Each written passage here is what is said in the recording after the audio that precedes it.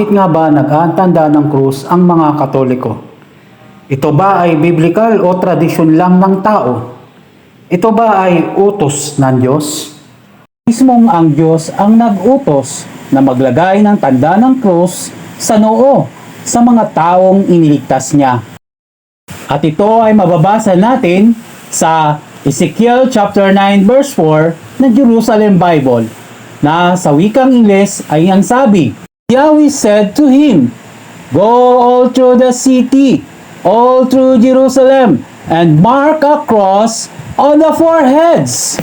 Makikita sa Ezekiel chapter 9 verse 4 ng Jerusalem Bible na ginamit ng Diyos ang tanda ng krus o sign of the cross bilang marka ng mga ligtas sa paglilipol.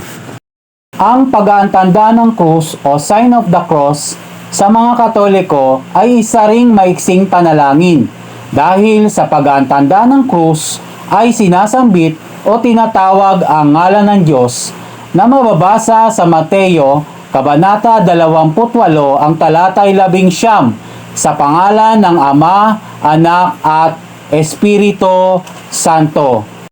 Kagaya din ng sinasabi sa Aklat ng Pahayag, ang kabanata ay 14 ang talata ay 1. Nakasulat sa kanilang noo ang pangalan ng Kordero at ang pangalan ng Ama.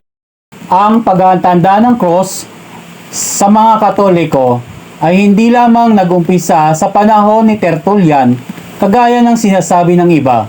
Bagkus ang sign of the cross ay nag-umpisa mismo sa panahon ng mga apostol, at ito ay mababasa natin sa Galacia, ang kabanata ay 6, ang talata ay 17. Buhat ngayon, sino man ay huwag bumagabag sa akin, sapagkat dala kong nakalimbag sa aking katawan ang mga tanda ni Jesus. Ang krus ay tanda ni Jesus, at kung paano ito nililimbag sa katawan ng Katoliko ay sa pamamagitan ng pag-aantanda ng krus. At kung bakit mahalaga sa Katoliko ang sign of the cross o pag-aantanda ng krus, dahil ang sign of the cross ay pinakasimpleng pagpapahayag ng mabuting balita, gaya ng nasusulat sa unang aklat ng Korinto, ang kabanata 1, ang talata ay 23. Ganito ang sabi, Ngunit ang ipinangangaral namin ay si Kristo na ipinako sa krus, na para sa mga Hudyo ay isang katitisuran at para sa mga Hintil ay isang kahangalan. Ang krus o sign of the cross din ay mensahe at kapangyarihan ng Diyos. At ito ay mababasa natin sa unang aklat ng Korinto, ang kabanata 1, ang talata 18. Ganito ang sabi, Ang mensahe tungkol sa pagkamatay ni Kristo sa krus ay isang kahangalan para sa mga taong naliligaw ng landas. Ngunit ito'y kapangyarihan ng Diyos para sa ating mga naliligtas. Ano ang krus para sa mga taong naliligtas? Ito ay kapangyarihan ng Diyos. Dumako tayo doon sa kanilang sinasabi. Kung ang krus o pag-aantanda ng krus ay para maitaboy ang mga demonyo, bakit daw ang mga Katoliko ay nag-aantanda ng krus sa loob ng simbahan?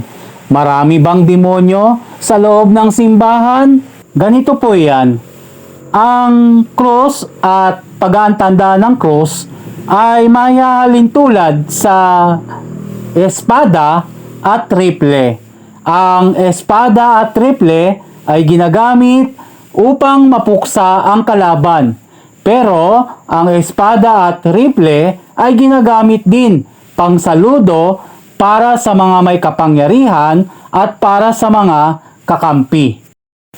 Huwag tayong magtaka kung bakit marami ang nagagalit sa krus o pag-aantanda ng krus, sapagkat iyan din naman ay nasusulat sa Biblia na mababasa sa aklat ng Pilipos, ang kabanata 3, ang talata ay 18. Ganito ang sabi, Tulad ng malimit kong sabihin sa inyo, at ngayoy luhang inuulit ko, marami ang namumuhay bilang mga kaaway ng krus ni Kristo.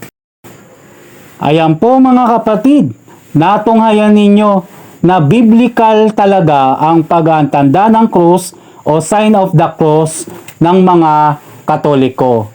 Aralin natin ang ating pananampalataya upang hindi madaya ng mga bulaang tagapagturo. Hanggang sa muli! If you like this video, please like and share and follow us for more.